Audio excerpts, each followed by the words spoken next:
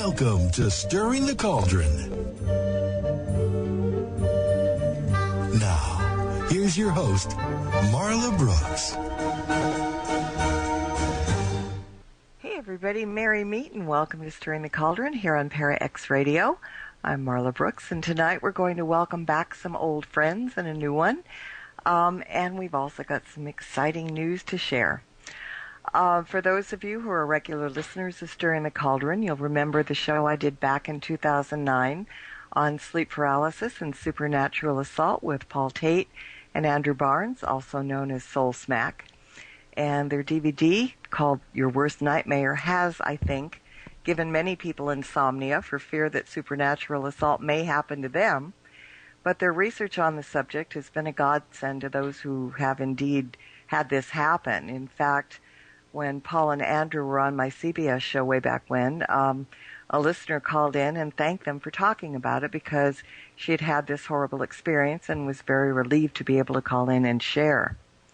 And speaking of sharing, if anyone has a question or comment as we go along, please send me a message, a private message, and I'll be happy to pass it on. Now tonight, unfortunately, Andrew isn't able to be with us.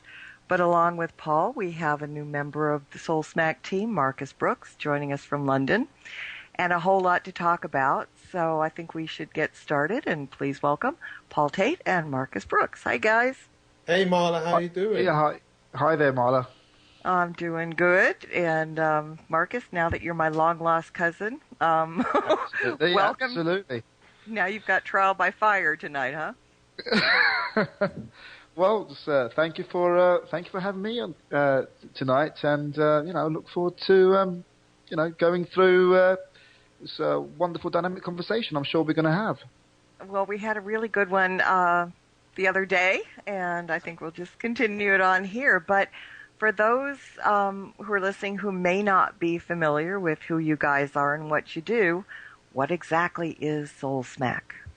Well, Soul Smack is a research film production team, and we're now moving into other areas that we'll talk about later. But we primarily look into subjects that are sometimes thought-provoking, controversial, and stuff that is just not understood by people. We try to, look at it, and then we'll put our spin, and if we come up with any theories, we'll add those in the mix, just to create a bit more of this mystery around what we're trying to unravel. But we look into stuff from anything from UFOs, UFO abduction, and obviously the sleep paralysis, and we looked at it from the paranormal aspect as well, and then ghosts, alternative ways of thinking, consciousness, the spiritual realms, and then, anything else that just is interesting but not totally understood. We try to unravel it and bring that to as many people as we can with our ideas. That can't be easy. But it's not. But you were talking about, the sleep paralysis, and last time you were on the show, that's what we talked about. But you guys last summer appeared on the Rachel Ray show talking about it. And I was so happy to see that because it's not often that we in the paranormal or metaphysical world, the one we live in and work in, we never usually get to cross over into mainstream media. So this is fantastic. It was interesting. Well, actually, what happened was one day I'd been out and spent the night at some friend's house with my wife, and we woke up Saturday morning and we were having breakfast and the telephone rang, and it was Andrew.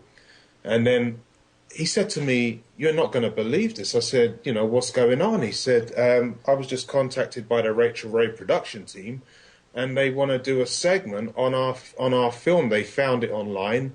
They're covering the topic, and they want to fly down a bunch of the Soul Smack interviewees that we had on the film and talk to them live on the show about sleep paralysis and how it affected them." So I was like, we were panicking at the time because they wanted everything like yesterday. They wanted footage. They wanted it in a certain format. which we didn't have it in because we shot in high definition, and they requested it all in standard definition. So we had to go then and down convert the whole film and chop it up into pieces and get it over to them literally within 48 hours. So we put everything we were working on hold, took care of them, and then we really didn't hear anything about the show for a long time. We thought they'd canned it at the end. It was just taking so long, but we found out later that normally they shoot and then they air about a year later. So we got notice from one of the production team for the Rachel Ray show that it was going to air July 23rd last year. So we had a big, party at the house that morning. It was an early morning show. We had people over. We had mimosas and, croissants and all sorts. And we just had a great time watching that show. And they actually flew one of the girls her name was Heather. She was in the film. They flew her up to New York, put her on stage, and she spoke to this English doctor that they flew over to talk about strange illnesses and strange diseases and stuff. And sleep paralysis was one of those that came up, even though it's not a disease. It came up, and she done a really good job about portraying the subject on mainstream TV. And then putting her ideas forward to how she coped with it as a result of being on our film. Mm-hmm. Yeah. Well, it's a fascinating subject, and we might want to go into it just a little bit here. I just saw a note in the chat room from somebody asking, let me scroll back for 2 seconds, about the chest sitter. So I'm assuming that's the little demons that sometimes happen when you're at, the supernatural attack. For those who aren't aware of what that is, can you kind of give us a brief synopsis?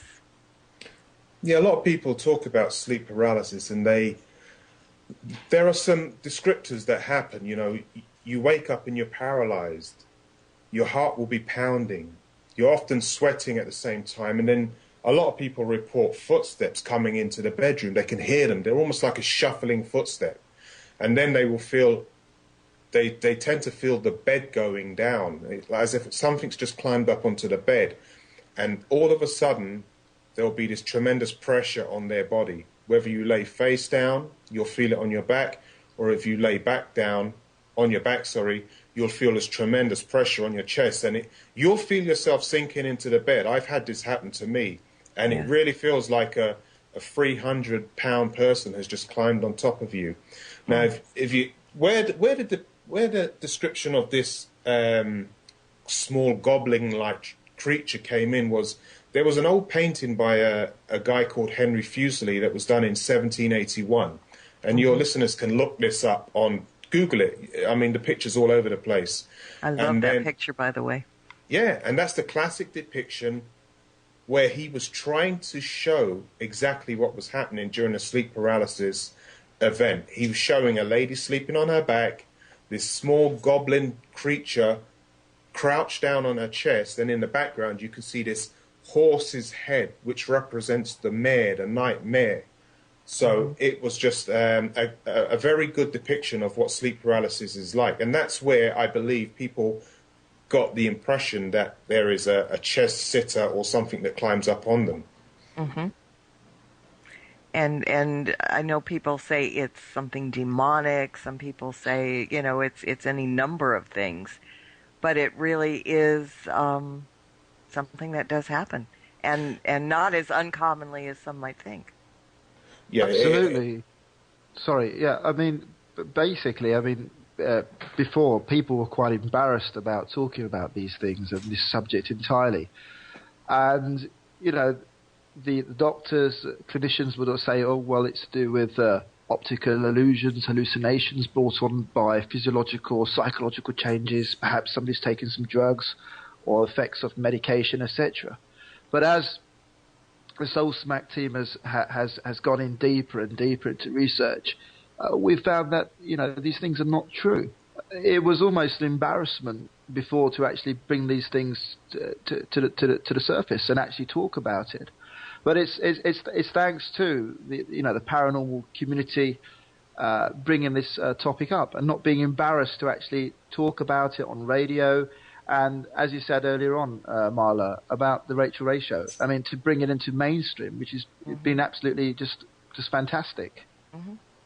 It's major. And, I think a lot of research is daunted by the fact that people are not willing to speak up because they think they're crazy or they think it's something to be ashamed of. And research can't get done unless you have people that share these experiences. Just now I'm looking in the chat room and one of our chat members said this has happened to her. Yeah. But when people don't come out with it, don't talk about it for fear of ridicule, nothing gets done. And what you guys did with the documentary is interview people. You have case studies. You can gauge the similarities, the differences, the patterns. And it's a fantastic thing to do. I mean, it's so helpful to people that are suffering with that. It is. And the stigma that surrounds, talking about anything spiritual out in the open is what has kept this sort of behind closed doors and inside people for so long, because they don't want to let it out. They don't want to speak about it. And what we found was, this was pretty interesting. We spoke to a number of people during our interview sessions for the documentary, and most of them actually said that they had not spoken about this with anyone before they met with us. So the first time that they actually got to sit down and talk about their experiences with people that took them seriously, that believed what they said had happened to them, because it's a real experience, and I had had it myself a number of times, so I knew it was real. It allowed them to be able to cope with what was happening. And when it happened to me, the first time I was 22 years old, I was napping in the morning, so I was sort of drifting in and out of sleep, and I was laying, I always sleep face down, so I was laying there, face down on the bed, and all of a sudden, I opened my eyes at one point, and I felt this tremendous pressure bearing down on my back, and it was pressing me. I felt myself sinking into the mattress. And I thought that somebody had actually broken into the room, or into my apartment, and got into the room and was actually on me, and I'd woken up like that. And then I started to hear these whisper sounds behind my head going from ear to ear, and I couldn't see. But I mean, when I say I couldn't see, I couldn't turn my head to look at what was on me, but my eyes were open. And all of a sudden, the pressure alleviates. And the only way to describe it to someone who's never experienced sleep paralysis is this. If you've ever slept on your arm and woken up and it's dead and it feels like someone else's arm is in the bed with you, have you ever had that happen? Well, that's what it feels like. So when that feeling comes back into your arm, the feeling of motion, that's what it feels like when sleep paralysis disperses out of the body. You get that sense of, oh, I can move again. And then I jumped up. And when I jumped up, I was looking around the room because I was convinced somebody was in there with me. And that was back in 1992. And back then we didn't have the internet. We weren't so lucky. And we didn't, I didn't know what had happened to me. There was no way of finding out. I couldn't go to the library because I didn't know what to look up. And for 4 or 5 years, I had no idea until I saw a TV show where sleep paralysis was mentioned. And I never spoke about that to anyone. Yeah, there's a definite stigma attached to it. Now, got an interesting question from the chat room, actually from Badger. He says, a lot of times this phenomenon has the bed partner sleep through it, which is kind of an interesting aspect. He was kind of wondering, do you think that the partners are kept asleep on purpose during this? No, I don't believe they're kept asleep. I believe that the experience, and we're going to get into more about what this could be. The experience is an individual's own experience. I have not yet seen anybody share an experience of sleep paralysis. But sleep paralysis is something that happens to an individual. And these are my theories on it. After all the research and after actually experiencing it myself, I've come to the conclusion sleep paralysis has two parts to it. One is a physiological part that's, it's a mechanism that's understood. You go to sleep, your body paralyzes itself, and it's to stop you from acting out your dreams. Mm-hmm. Also, it can be brought on from stress, PTSD, all sorts of traumatic stress, worry, lack of sleep can bring it on. So that's a physiological side of it. There is a spiritual side to this, and I'm convinced of that after my experiences. The spiritual side being that shamans have used sleep paralysis for a long time as a gateway to out-of-body experiences. And during one of my sleep paralysis episodes, in fact, the very last one I ever had, it was a full-blown out-of-body experience that when I returned to my body, my eyes opened in the exact same moment that I could see myself laying in the bed, and I was in that paralyzed state. And that led me to believe that this was also a spiritual experience that people were having, as well as the physiological side of it. So this is a very bizarre and strange experience, but it's for your listeners out there, if you've ever had this is a normal human experience to have, and don't ever let anyone tell you you are crazy. You are not crazy. You're experiencing what 1 in 5 people across the world have experienced. It's just that not all of them speak about it. Absolutely. Hear, hear. Mm-hmm. Another thing to remember is that if you take the example of the Aboriginals, they believe in the dream time, or the great dream where creation comes from, essentially. And the important thing to also take into consideration is, as Paul was saying, for the shamans, is that this is almost like a doorway to a different dimension, a different level, an astral plane. And the conscious mind just opens up to an incredible amount of information. And it's with regards to this information that sort of people, as we're sort of almost indoctrinated by our society as to what to believe and what not to believe in, people sort of tend to downplay it. But obviously, with the help of the internet and shows such as yourself, documentaries that we've done, people are coming out and saying, well, they've experienced this. And the more we talk about it, the more research will go into it. And then obviously things can start to, develop from there. And this is a stepping stone. It's essentially, people are talking about this experience they've had, or perhaps they've known that somebody has had the experience and people are freeing up. So, of course, it's still very much early stages, but it's very, very promising. Mm-hmm. It is. Paul, I've got a quick question for you. Yeah. Because you said this did happen to you and then it stopped. Now, Right. Is this a common thing that it happens every so often and then it's gone forever? Do you expect it to ever happen again? Oh, no. When I say it stopped, I mean it stopped that particular episode. I've had it 3 times in my life. It generally tends to happen up until the age of 25 for people, but it can and often does go on. It can happen at any time. I don't believe there's a number on it. That's just a figure that Dr. David Hufford had come up with. He said it generally tends to stop at 25, but I had it way after that, so it does go on after that.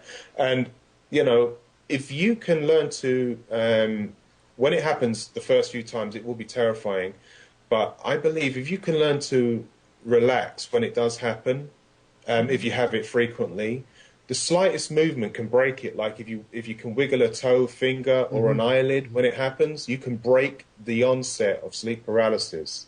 It doesn't have to be terrifying. Generally, if it goes on for more than 20 seconds, it can turn into the out-of-body experience that people talk about. And that's what happened to me.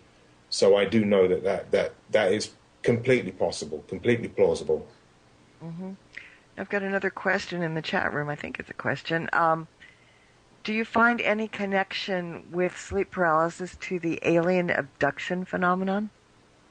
Well, we had a lot of people talking and asking the same question, talking about that question and asking the same question. And there is a connection. I'm not saying sleep paralysis is alien abduction, but based on somebody's perception and belief, you know, it can be interpreted a number of ways. So if you tend to believe in aliens and UFOs and you're open to that, what happens to you, especially if you don't know what it is, when sleep paralysis happens to you, can appear to be the classic signs or symptoms of an alien abduction scenario.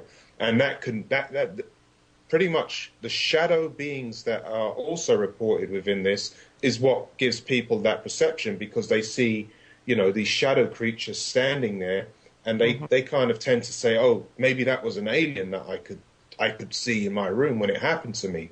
And we had one guy in the film, he said there was 3 of them in the bedroom at the same time. So he obviously, if he was UFO, you know, oriented, or he believed more in the UFO, he could have taken that as a classic.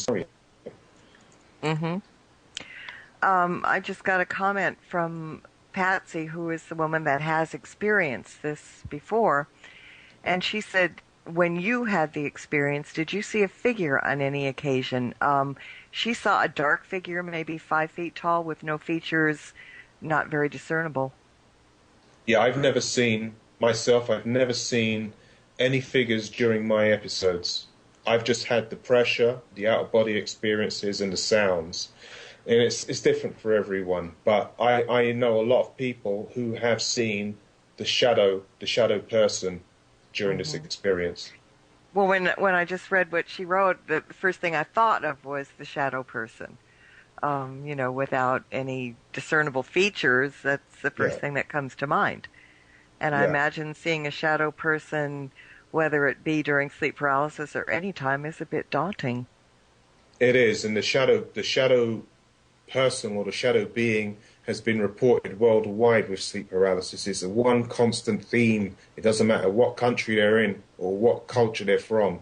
The shadow people seem to always turn up, and people blame them for what's happening to them. So it's pretty amazing, and this ties into ancient beliefs about creatures called the jinn, you know, a race of beings that the Islamic culture have said coexist with us in the same space as us. It's just that we can't see them. And, you know, if you look at what we can perceive as human beings, you've got the electromagnetic spectrum, which goes all the way from radio waves to gamma waves, right? So there's a huge spectrum of measurable frequencies of light, different frequencies of light.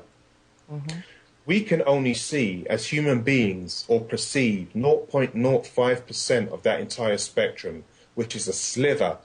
We are practically blind to all that exists, and that's just out of the spectrum we can measure, right? So if something else stood in your room and it existed on another frequency of light, it existed in another dimension, and it was in your space at the same time with you, it wouldn't necessarily be invisible to you, right? Because it would block out the light that we could see if it stood there. This is a theory that, after talking to lots of people about these shadow people I've come up with, it would block out the light that you could see and reflect towards you light that your eyes could not perceive. And therefore, it would appear just like a black silhouette, a shadow. This is what everyone describes. So that kind of really sums up what people could be seeing. They could actually be seeing these shadow people have been around for a long time. Marcus could talk greatly about them from the Islamic and the Eastern side. I mean, it's amazing. Well, yeah, I mean, basically, even pre-Islamic era, the archaeologists have found Sumerian tablets, which obviously have recorded history of stories which were told. But basically, they're known as the jinn. The jinn that actually comes and torments you when you're sleeping is known as Ifrit. And, well, in a nutshell, these jinns can live in our dimension and are free to travel. And from the Islamic part, the head of these jinns is known as Shaitan, or it is known in the West as Satan. And these beings are made of fire. And initially, when God asked, said to Shaitan or Satan, look, I've made Adam out of clay, so listen, mate, you're going to have to sort of bow down to Adam and to Eve. Satan said, "No way, Jose, I'm not going to go with that because I'm made of fire and this chap is made of clay. He's a weakling and I'm powerful." And of course, that's when the ruck started, or the conflict, and Satan basically said, "Right, I'm going to do my own thing and you're going to do your own thing." So when you're in the Middle East or in the Indian subcontinent, you can talk to taxi drivers and they will talk about the jinns. There's even cases where jinns have been very mischievous with the fridge. They've taken food out, they've put it somewhere, or for example, you've had your remote control in your hand for the TV and you've put it somewhere and you can't find it and it's gone missing. So there's all sort of these different characters of shadow beings, these interdimensional travelers, whatever you want to call them, that can exist on our plane given time, and there is no shame, particularly within the Middle Eastern or in the Indian subcontinent cultures, of talking about these beings. And I think, going back, I think the reason why, again, that there is a lot of shame, particularly in the West, it's also, if you look back historically, if you said this even in the 1700s, you'd be tried as a witch. Yes. You could not say these things, or you'd be saying that you're going into the black arts, or you are following Satan or whatever. So that's almost been sort of like repressed. But as people talk about it, and you collaborate the stories from right the way across the world, including the Middle East and the Indian subcontinent, I'm sure people are sort of like waking up to the fact that these spirit beings, whatever you want to call them, the jinn or the genie, we in the West refer to them as the genie, come out of a lamp, So these beings have been recorded throughout history. They're here, and through research and through the interviews, absolutely, we are seeing a collaboration of stories. Now, do you both agree or disagree that, because we have a lot of paranormal investigators listening, and lots of them have seen shadow people, right. And there are different theories that the shadow people are spirits that have not learned to form into, full-blown apparitions, or, they're demonic or anything. Do you think all of these are one and the same? No, I think there's many different aspects to these shadow beings. I mean, one thing is what if there were, and I don't know if your listeners are into the theory of dimensions. What if there was two dimensions that were colliding, and you had, because apparently, anything's possible, right? Anything is possible. So if you had something that existed on another dimension and it was in our space, and somehow we could read that, maybe it gave off an electromagnetic frequency that an EMF meter could pick up a slight reading on, or somebody caught it on a camera, just a silhouette of it. I've actually got a picture of a shadow person that was sent to me by a paranormal investigator, and it's pretty scary looking. I think I sent that to you, Marla. But anything's possible. And I'm not saying that they're not passed on souls. They could be souls of people that have passed on and are just able to materialize as this shadowy silhouette form, or be captured by some EMF meter giving off a reading. So it could be anything, but it's fun to talk about it and discuss what it could be. I mean, there are so many possibilities. I couldn't say that it's any one thing. I mean, I have myself seen a shadow being, and then, that pretty much was a strange experience. Didn't really frighten me that much because I was with a bunch of people at the same time, but if you were on your own and you saw one, I could imagine it would be a pretty terrifying experience. But, to answer that question, I couldn't put my finger on exactly what they are. They could be a number of things. Well, let's talk about my favorite shadow people in a very bad way, the men in the black hats. Oh, the hat men. The hat men, yes. Yeah. That's a good one, Yeah, I interviewed a lady who told me a story about a hat man that she saw twice in her life, and when she saw him, both on both occasions, somebody very close to her died, and she was convinced that he was giving her a warning. And these hat men have appeared all over the globe, and I don't know why they would take the time to dress up so nicely, turn up in a hat and, you know, and a cape to deliver a message of doom. It doesn't make sense. So, you know, the Grim Reaper works in mysterious ways. They are probably the stylish Grim Reapers from the other side of the universe. But they've probably got a good sense of humor. Yes, in a twisted way. But the Hat Man, it's a phenomenon that is worldwide, is cross-cultural, and seems to always bring messages to people or appear in times of crises. These Hat Men, you know, have been seen by so many people, and the best way to describe them is if you saw Zorro. Do you remember Zorro from the TV show years ago? I won't admit that I did, but yeah, I do. Zorro. Well, if anyone wants to Google Zorro, Z-O-R-O, that's what he's dressed in and the way he looks. If he was jet black, that's what a Hat Man looks like. Mm-hmm. They're almost like in the UK, what is it, the Barghest, the black dog, the harbinger of doom? Yeah. I've actually, I spoke to a nurse once, and it's funny, when you mentioned black dog, she worked in a nursing home, and she told me that a lot of times when old people were going to die, they knew ahead of time, like the nurses would know because they would start talking about a black dog. They had seen a black dog. And I said to her, what is this? I never really heard about it until she started talking about it. But she told me about the black dog would always appear. And these old ladies and old men would say, yeah, we saw the black dog. And they knew that they were going to pass. It's such a strange coincidence that they all report the same thing. But is it a coincidence? This is the thing. Yeah. I don't think so. I don't think there are coincidences. But you're right. There's not. I shouldn't have said that. There are no coincidences. Everything happens for a reason.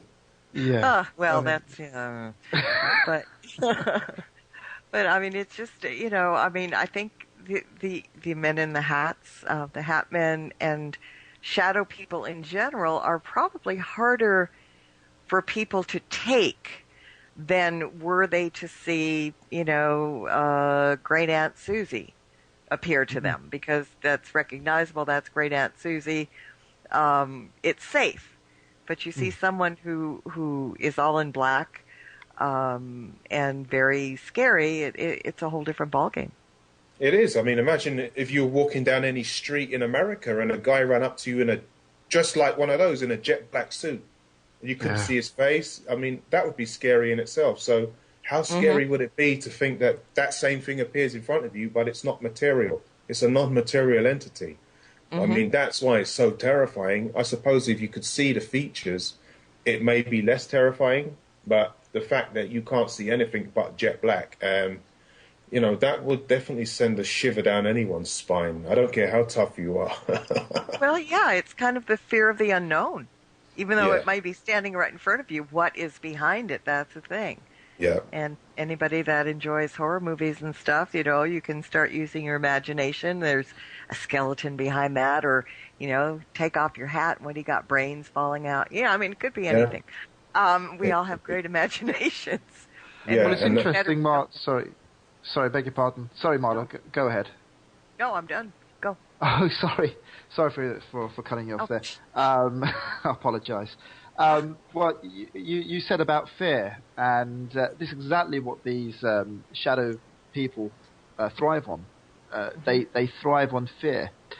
So you can imagine that your fear level is heightened, it's raised, and even through myths and legends, going back to the Sumerian clay tablets. These beings really, really thrive on our fear levels, and Paul were having a chat about this, and it's just basically heightened sense, and of course they've got different levels of frequency, and they tap into this, and it's almost like it's party time for them. It's food, it's nourishment, and that's what they thrive on, to make us physically just so weak and small and fearful, and that's what it's all about. That's what they thrive on. And they do it consciously. It's not, happenstance. Yeah, because as you know, every single emotion you have, everything's a vibration. You give off an emotion of love, you're giving off a frequency, you give off the frequency of fear. Well, if something was receptive to that, it would be able to use that fear to, in essence, sustain itself as food.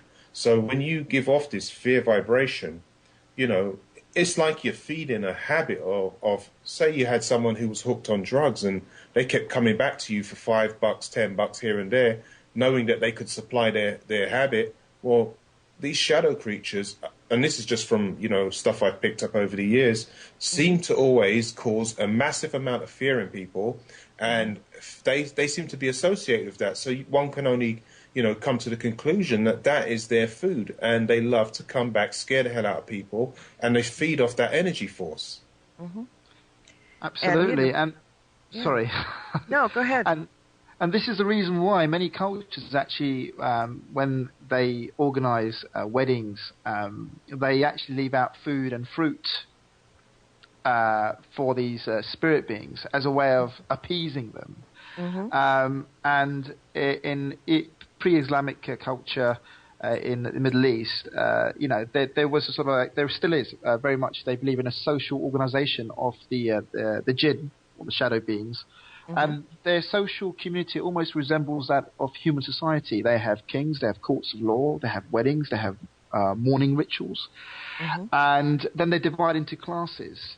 Some have wings and fly in the air, those who resemble snakes and dogs, those that can travel ceaselessly, and other reports that jinns respond to special prayers. And they come when they're called, and they have different values and virtues. So, and also must remember, we're referring to them right at this present time as shadow people. So we're saying they are people. They're shadow people.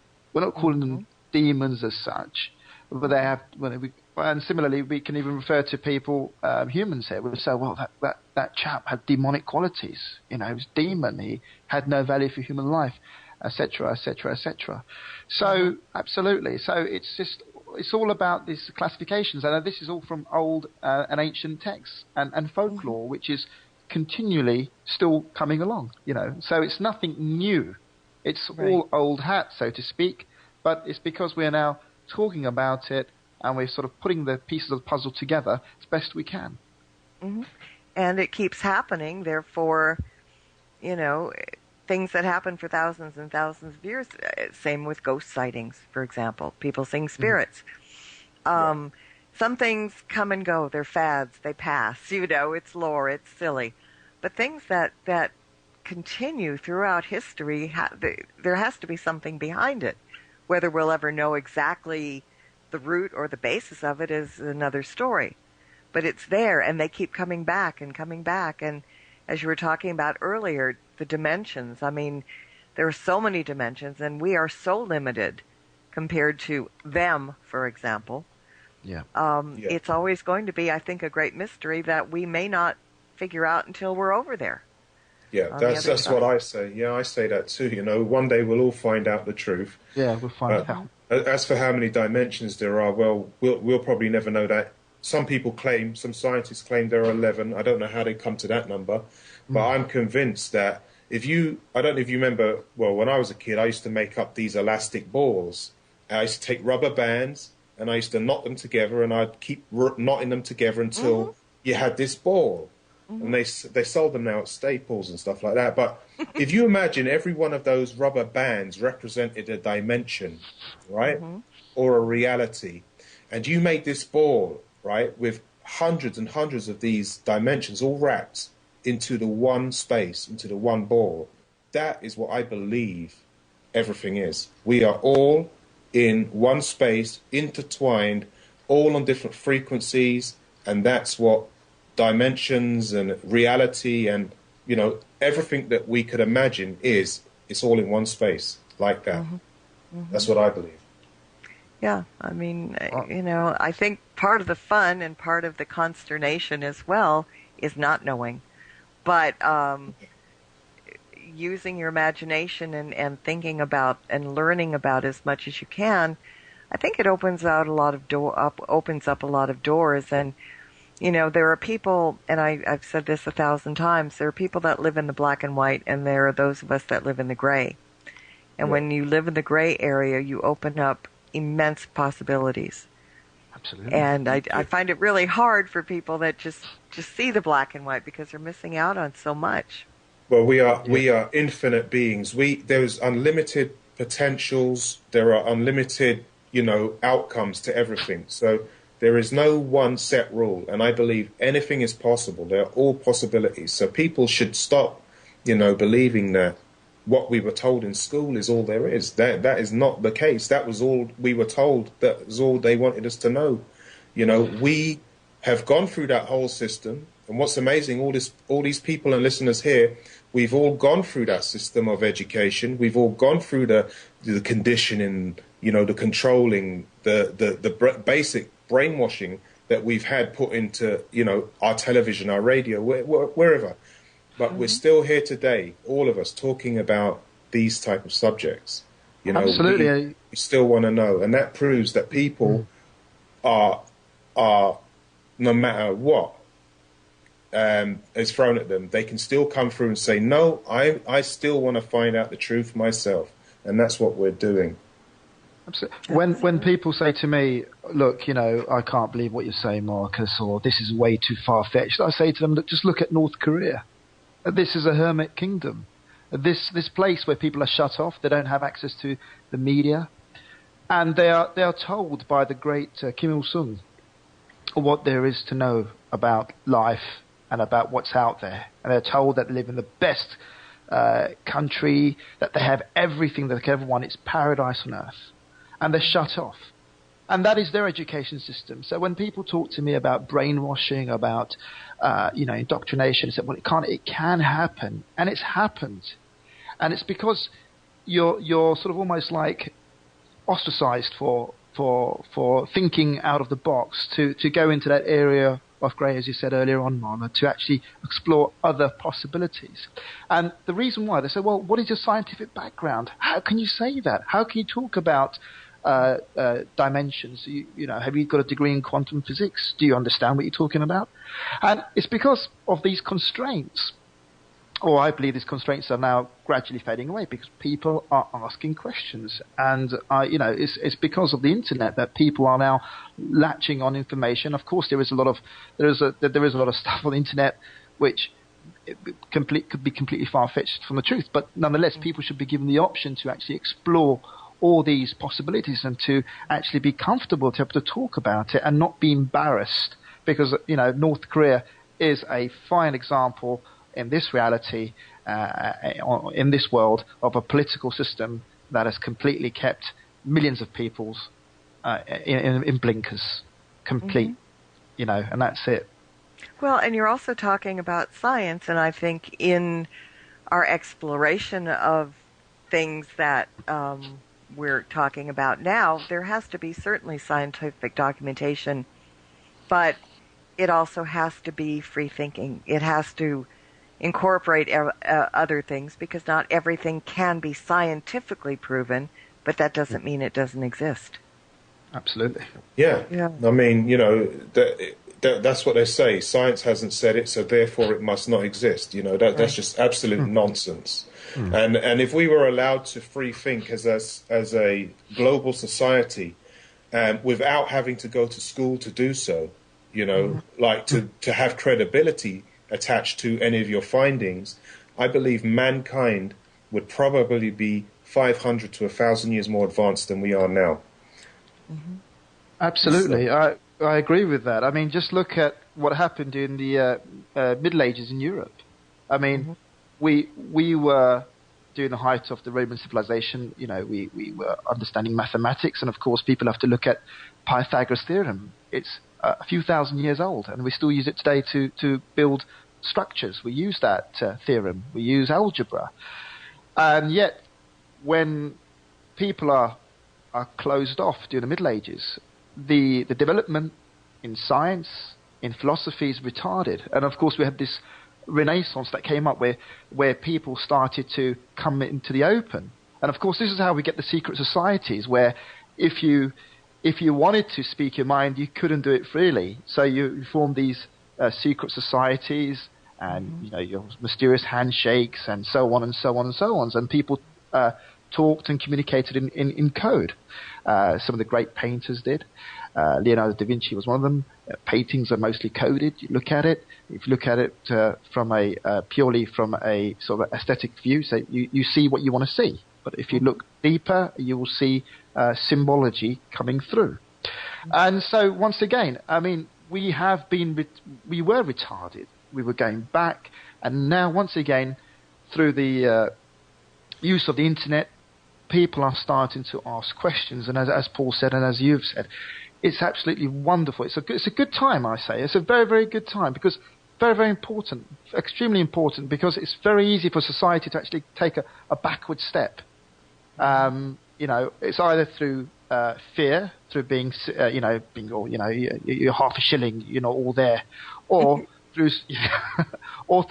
state control, as they've got in North Korea. And even if the poor sods wanted to say something, they couldn't, because they'd probably be sent to a gulag somewhere, a work camp, and that would be the end of that. So yeah, I mean, absolutely. All right, now I'm going to veer off just slightly, because at the beginning of the show I said that we had some exciting news, and I think we do. In addition to the documentaries and other projects that you're working on, you've got a new show coming up, and having talked a little bit about it with you guys the other day, I can't wait, so let's share and let everybody get excited as well. Shall you or shall we? You shall. I think this is trial by fire. It's your... Okay. Yeah. Well, Soul Smack Live has decided to delve into the area of radio production. So we are launching our own radio shows, which will be weekly on Sunday. And we've got a host of guests lined up to be with us. Our first show will be on shadow people. And we're going to have the amazing Heidi Hollis talking about them. And we're going to talk about subjects ranging from, the paranormal, UFO, supernatural, anything unexplainable. We're going to talk about conspiracy theories. We're also going to talk about, general health issues that are raised around the world. We're talking about stuff that people are talking about, getting removed from society so we can live more productive and healthy lives.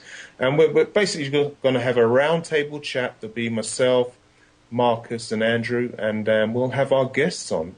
And we're coming over to a network which you're all familiar with. It's the Para-X network. Yay. And so we'll be on the Para-X network at 7 o'clock this Sunday. Our first show will be with Heidi Hollis. So that's the news, and we're very appreciative of Dave and Marla for helping us with this and bringing us over. And I think it will be a great fit. We'll bring a lot to your listeners, and I hope that your listeners will enjoy what we bring to the table, because we will be uncovering some amazing stories from around the world. Well, that's just it. I hope at some point when we were talking the other day, Marcus, you were talking about having been to Russia several times, and during your time there, becoming interested in the KGB archives and about the USOs and the Soviet mind over matter experiments, and you've met a few former KGB psychics. Yes. That in itself is fantastic. I mean, just if people go to your website, which is www.soulsmacklive.com, I believe. Yeah. And just have a look at the list of guests that these guys are going to have on. I mean, it's not one of those shows that you're going to sit back and have a cup of coffee or a drink and not think. I mean, these are thought-provoking shows that are just going to blow the lid off of so many people, so many different topics. I'm like I said, I'm really excited. I'm glad you are. No, I mean, we we've had a strong interest, Marcus and myself and Andrew as well, over the years in all of this stuff. So it's something that we're passionate about. And we know who the major players are in the game, and we know who the major offenders are in the game, if there are any. And yes, bring them to book.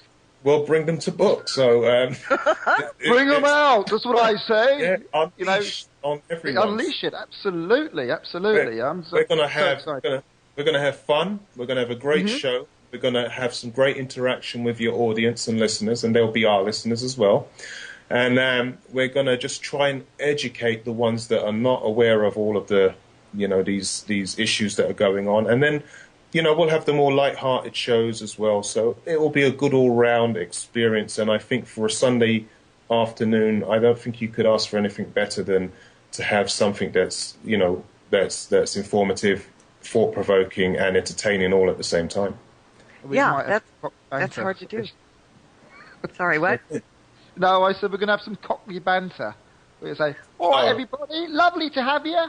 You start talking Cockney and I'm going to get lost. Hey, a little Liverpudlian will be all right with me, but that Cockney, I don't know. It's those apples and pears. Apples and pears, mate, yeah.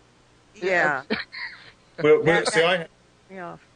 We have to be careful because when, especially when I speak to people over here, if you use slang term, they just get lost in it because obviously they don't know what you're talking about. So I have to sort of think about every word I'm saying, But when Marcus was talking about those secret languages and things, Cockney is definitely that. It is. It's an old East London language that was used basically. I should imagine it could only be used for one purpose, and that was to hide something. So they were obviously hiding stuff out in the open. I mean, I go as far as easy peasy, and I don't think that's Cockney, but at least I understand that. Yeah. But I saw a show once where they were doing explaining the Cockney thing and apples and pears stairs. All right, well, okay. How did people think this up? It's rather mind-boggling. Maybe you should do a show on that. Maybe they were like early the first rappers on the planet, early like 18th century rappers. They put together some rhyming slang. Well, interesting enough, because before we actually started to bring in tea from India, we had a big problem with gin. And gin was given to the working class generally to pipe them down, so they wouldn't get any revolutionary thoughts in their heads. And so, there is a tragic story behind it. But of course, I mean, they would sort of come out in rhymes, and as Paul was saying, maybe they were the first rappers that came onto the scene, but they would rhyme. So, hat in the mist stands for piss, but you're drunk. No, that one I'm going to have to remember.